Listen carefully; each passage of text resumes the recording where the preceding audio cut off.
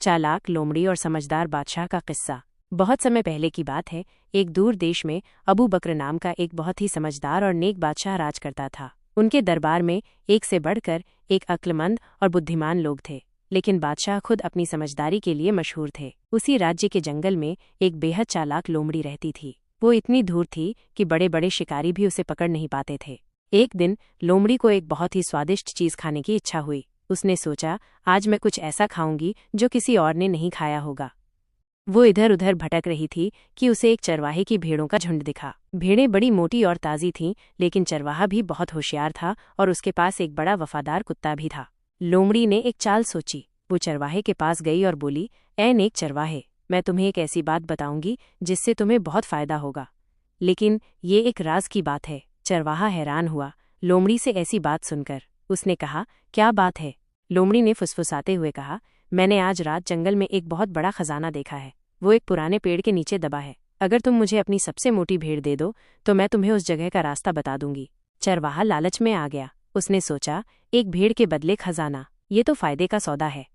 उसने लोमड़ी को सबसे मोटी भेड़ दे दी। लोमड़ी खुश होकर भेड़ लेकर भाग गई और चरवाहा रात भर खजाने की तलाश में भटकता रहा, लेकिन उसे कुछ नहीं मिला। सुबह होने पर उसे अपनी बेवकूफ़ी का एहसास हुआ।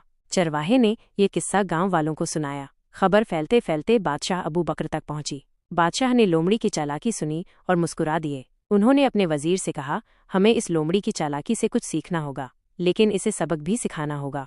बादशाह ने ऐलान करवाया कि जो कोई उस चालाक लोमड़ी को दरबार में ले आएगा उसे इनाम मिलेगा। कई शिकारी गए, लेकिन लोमड़ी किसी के हाथ न आई। तब एक दिन बादशाह ने एक अलग तरकीब सोची।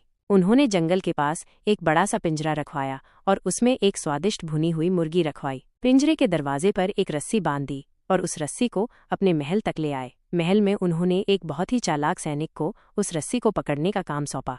लोमड़ी ने दूर से मुर्गी को देखा। उसके मुंह में पानी आ गया, लेकिन वो चालाक थी। उसने सोचा, जरूर कोई चाल होगी। उसने कई बार पिंजरे के चारों ओर चक्कर लगाए, लेकिन उसे कोई खतरा महसूस नहीं हुआ। आखिर भूख के मारे वो पिंजरे के अंदर घुस गई। जैसे ही वो अंदर गई, सैनिक ने रस्सी खींची और पिंजरा बंद हो गया।